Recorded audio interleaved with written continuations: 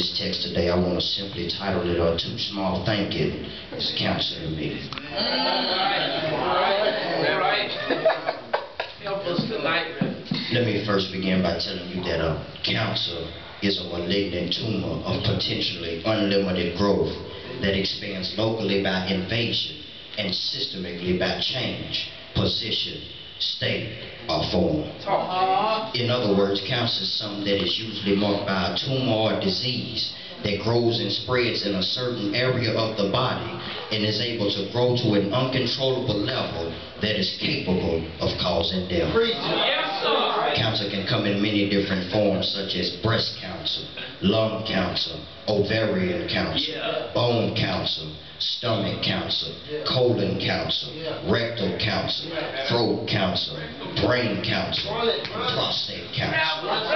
No matter how one chooses to view these different types of cancers, one thing that they all have in common is that they all fall under the cancer category. But because I'm no doctor, nor am I a surgeon general, I have not come to talk about lung cancer or breast cancer. But I came to simply tell you that they left out one and introduce it to you, and it's best known as too small thinking. Too small thinking cancer is usually and often caused by and spread by the lack of potential in others that surround you. Too small thinking can come in many different fashions, such as people who don't have anything going for themselves, people who are afraid to think beyond their comfort zones, people whose minds have been subjugated to the actions and words of others, or people who just desire to simply prevent you from ever rising up to your full potential. Too small thinking is not only a cancer, but it is also a deadly cancer that spreads rapidly. I think they see you. Deadly because once you allow your mind to become limited, your life also becomes limited. It spreads rapidly because the people that you hang around mold and shape your thinking and your actions.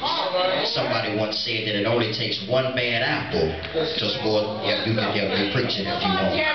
But the question that I want to raise on tonight is what do you do? How do you handle life when your mind is the only thing that you have left? How do you handle life when the circumstances and the situations that surround you are so messed up that your dream is the only thing that you have left to depend on? Here in the text, we have a man named Joseph who was in an environment in which his peers attempted to take control of his mind by planting seeds of doubt for success into his field of thinking. Joseph was in an environment in which he was surrounded by folk who had been severely affected with too small thinking cancer. They were severely affected because they allowed the status of their younger brother to blind them from seeing Joseph for what he was really worth and for what he was able to become. But even though they mocked Joseph, even though they talked about Joseph, even though they hated Joseph, looked down upon, isolated themselves from, and even tried to kill Joseph, Joseph, being a young man of only age 17, was not afraid to think beyond the box.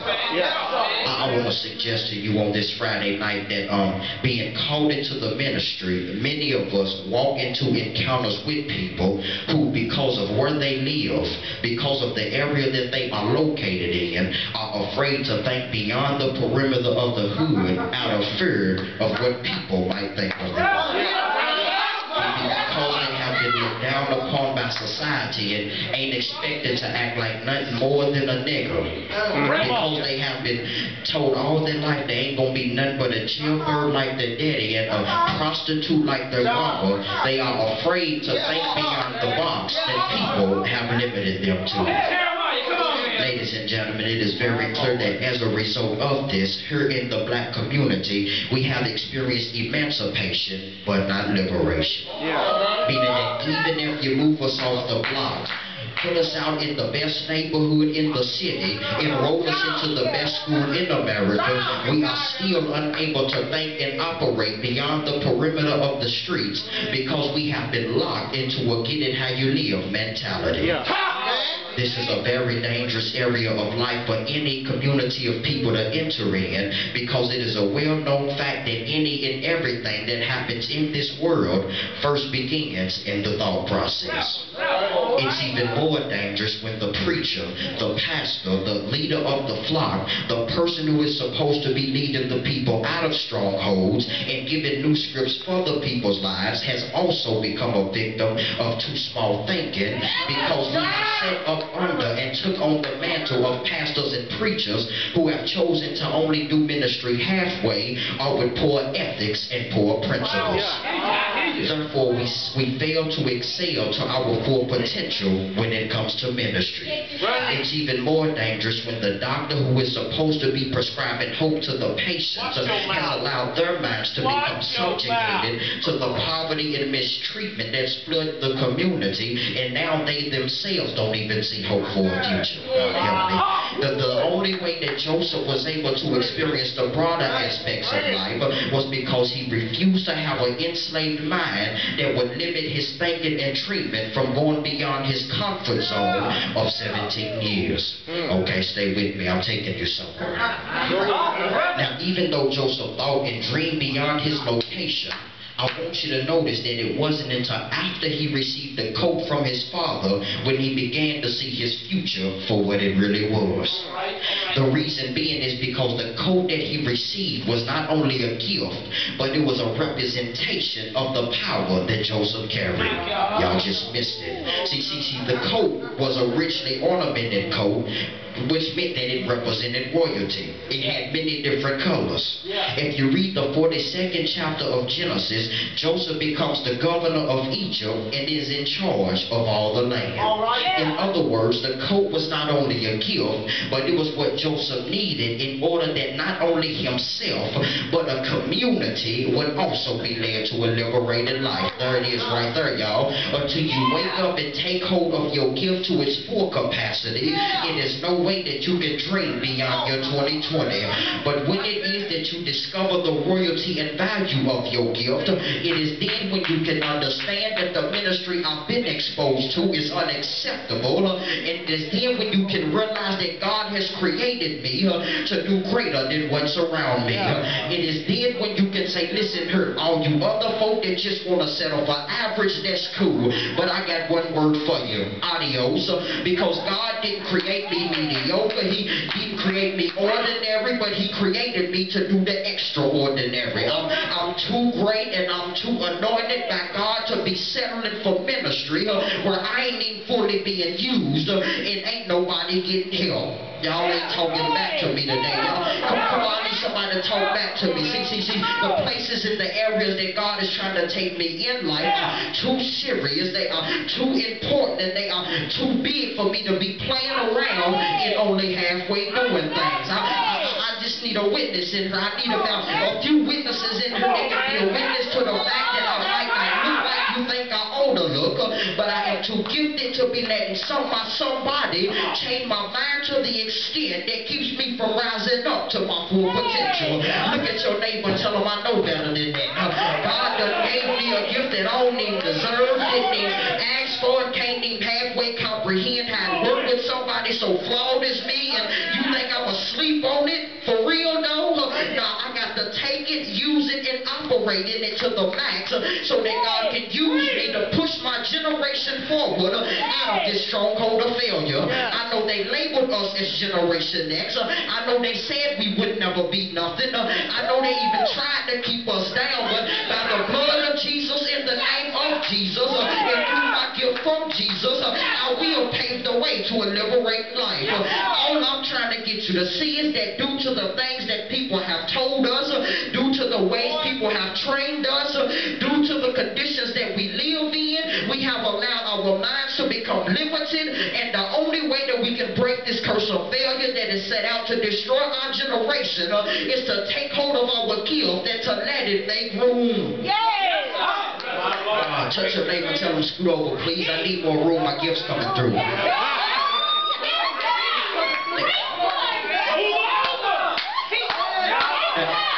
They're trying to keep us enslaved. They're trying to keep us enslaved. Forget about being a preacher. They're trying to keep us enslaved. The purpose of a curse is to kill the life through pain and suffering. The reason why the curse of failure is so effective is because of what it exposes. What you see and encounter on a daily basis trains you psychologically to think a certain way. If you're exposed to struggling and failure on a daily basis, it then becomes psychologically rooted into you that there is no hope for success. See, what people who want to see you fail understand is that if you can't see a future, it's no way that you can have a future. Because if your mind sees no future, then what happens is it stays stuck in the past of pain. It almost seems to me, if I can just be real in her, that things were set up intentionally for us to fail. Y'all ain't got to say amen. I'm talking to the real folk in here that know what's up. I'm talking to the real folk that's done set up press something like, God, I know you called me to the ministry, but living in these conditions, it seems as if they pushing me to turn in my license and go to dealing dope. God, I know what you called me to do, but living in these conditions, it seems as if they want me to dial my own number and step outside your will. They already making it bad for us. They cut welfare checks. My mama back at home struggling. My daddy ain't nowhere to be found. They raising the tuition every year to go to school. We can't even get a decent refund check, and they expect us to make it through this for real though.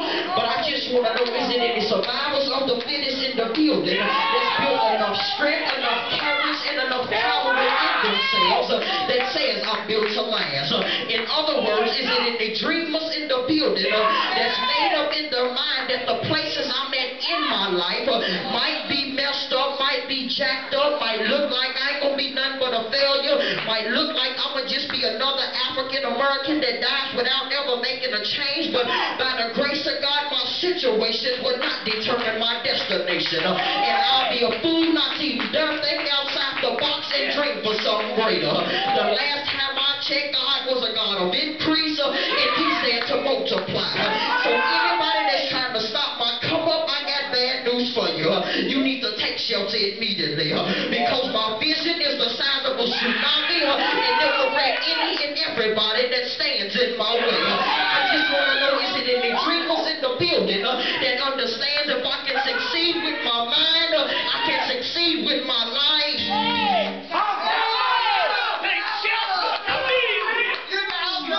My God! I'm just talking. Be seated. They should have put me up for the lecture. If I can succeed with my mind, I can succeed with my life. How is this, preacher? Because if I can think it, I can do it. It's been the work of the enemy since the beginning of time to blind you from seeing yourself from your true worth. The reason why many of us feel that some dreams are too big is because we fail to reach within the depths of our gift and pull out the very thing that identifies our worth and importance to this world. When we discover our worth, many of us will realize that the same dreams we have declared to be too big are actually the same ones that God desires for us to live. My mind and my ability to dream is the worst thing that I can lose in this life, because my mind is what guides me into my future. Therefore, I've got to take care of my mind. I've got to fill it with information. I've got to expand it. I've got to build it up. I've got to strengthen it, because it seems to be the only thing that I have left. Everything else is being taken away from me. It seems as if I'm being stripped. My freedom is being taken away from me. My rights are being taken away from me. My dignity and humanity is being taken away from me. But I can't allow them to take my mind away, because once they take away my mind, then they take away my life. It's in the mind. Yes, sir. A gift is a tool that is used to exercise the power and authority of an individual in order that a solution may be given to a problem. That's right. Everything that God created is a solution. So when it is that I do not take my gift and operate in it to its full effect, not only do I do harm to myself by suffocating the life that desires to live through me, but I also keep others in bondage because their problems remain unsolved.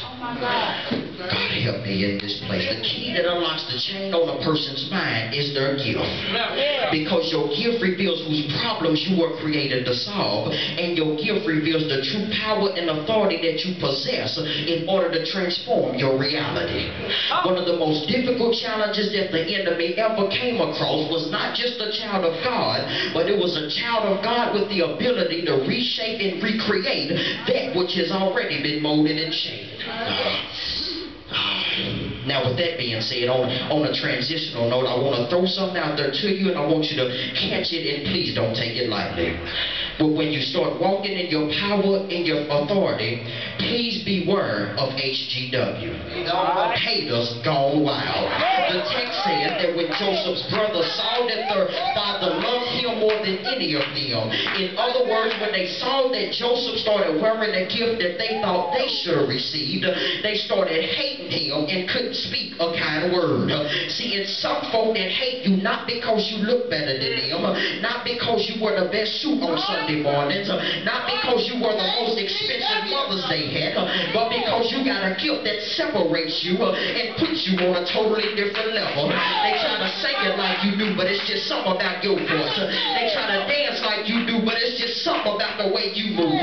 They try to preach it like you do, but it's just something about the way you put the words together. They try to fit in where you stand, but even if you stood in a crowd of 100 with the gift you got, it still wouldn't be hard to pick you out. I just need a few folk in the building that's willing to stand up and say, look, I'm not going to stress over this, I'm not going to cry over this, I'm not going to buy me a drink and start smoking over this, but I'm going to praise God because I'm hated for my gift.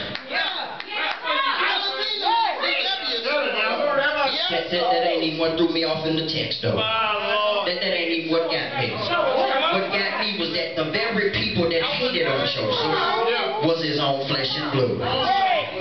The very people that couldn't stand to see Joseph on his way to success was the very people he had lived with for 17 years. See, what the enemy understood was that Joseph was on his way to the top. You can call it exegesis if you want, but anytime there's hatred involved, the enemy's working behind the scenes. The enemy chose to work behind and through the brothers because that's who Joseph was familiar with. That's who Joseph had been around. His brothers was all that he knew. But see, even though Joseph had kept his brothers in his circle, one thing that Joseph didn't know was that his brothers was full of hatred. See, you got to watch out for the people that you let in your circle because it's some folk you've been around for a long time and yet you don't even know they the biggest haters in Nashville. It's some folks that's been smiling in your face, calling you BF forever, you my ride or die, you my ace, and yet you don't even know they the same ones that can't wait to see you slip up and fall. The same folk you thought was real and kept it 100 will be the same folk you find out's really fake, because that's all it takes for you to even look like you about to make a step of progress. Then it seems like you go from having BFs to NFs, best friends to no friends. Those are the ones that the enemy likes to use, the ones that's closest to you, so that he can keep you in a position of failure. The enemy was working behind and through the brothers because of their hatred, and because Joseph had been living with, sleeping with, hanging around, walking around, and working with his brothers all of his life. Touch your neighbor and tell him I got to watch out because you might be too close.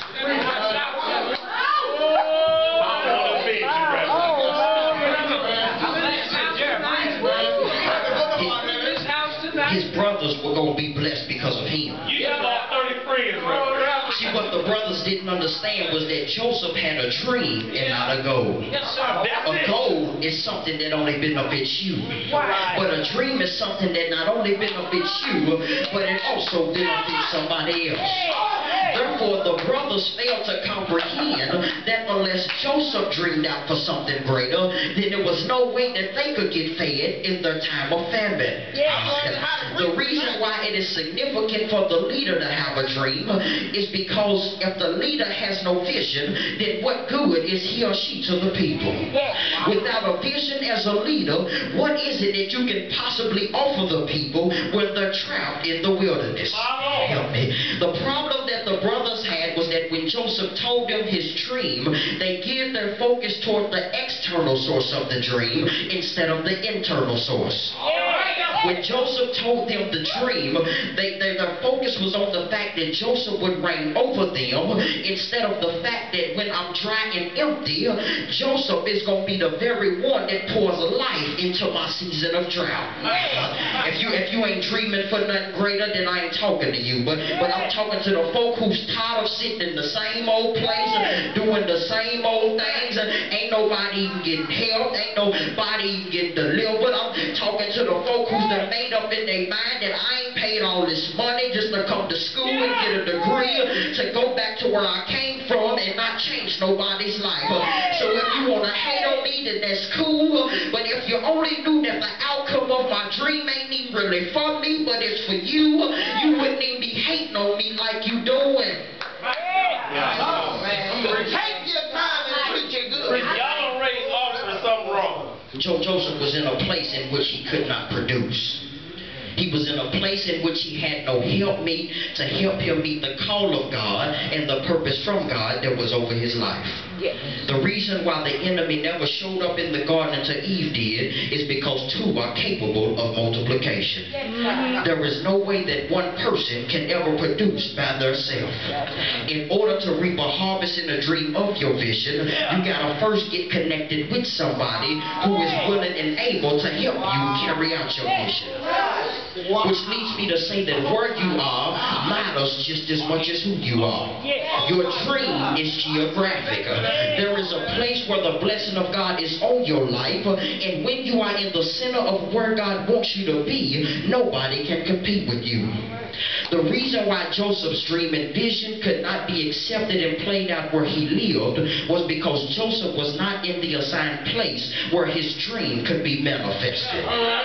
Therefore, when Joseph's brothers kidnapped him and sold him into slavery, they really did him a favor. When they kidnapped him and sold him, they thought that they were getting rid of him, but really the only thing they did was escorted Joseph into his place of favor. One thing that we ought not ever do is throw a pity party over the folks that dismiss us in life. See, because sometimes in order for God to get us where he wants us to be, he's got to change our surroundings. Sometimes he's got to pick us up from one place and move us to another, because not everybody that's in your life is able to add and multiply to your life. I don't know how you feel about it, but I'm very thankful for all my exes. Whether it was an ex-teacher, an ex-mentor, an ex-pastor, I thank God that you are my ex, because the only thing an ex stand for is an exit into my next season, where I will finally meet the person that's going to help me get closer to fulfilling my God-given purpose. Jesus. I wish I could hoop and shut it down. I wish I could, but I can't do that. That ain't my gift, so I ain't gonna mess with it. 5 more minutes and I'm out of here. Where you are matters just as much as who you are. Why? Because where you are determines what you heard. What you heard determines what you do. And what you do determines what you become. The place where Joseph messed up was when he told his dreams and visions to the wrong people. See, people who are going nowhere in life want to take you to nowhere with them. People who won't succeed in life don't want you to succeed either. We've got to watch who we tell our dreams and visions to, because if we tell everybody, some people will think we're crazy and we lost our minds. But that's okay. Touch your neighbor and tell them I'm a crazy dreamer. If they want to diagnose me with any mental disorder, I give them permission to diagnose me with crazy dreaming, because my dreaming level is not average. But one thing that you got to understand when it comes to dreaming big is that in order to tell some people your dreams and visions, you're going to need a translator. Dreaming big in the midst of small-minded people is like speaking English in a Spanish-speaking country. The two don't go together. Therefore, we've got to separate ourselves from people that think too small.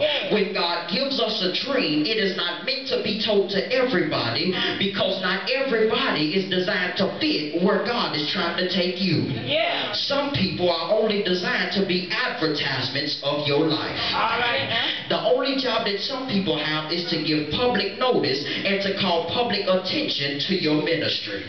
In chapter 42, the same people that hated on Joseph was the same folk that came back giving public attention to Joseph, begging him to supply their needs. So thank God. If I was you, I would just thank God for all the people that doubted me, all the people that said I couldn't make it, for all the people that said my vision in ministry couldn't come true. Because the same folk that put you down might just be the same folk that one day wakes up and realize that they can't make it, separated and disconnected from the power and the anointing that's been flowing off of you. So don't be discouraged of the negative and deceitful words that people throw at you, because you got somebody on your side. You've got somebody on your side who they stretched wide, hung high, dropped low, and then he died.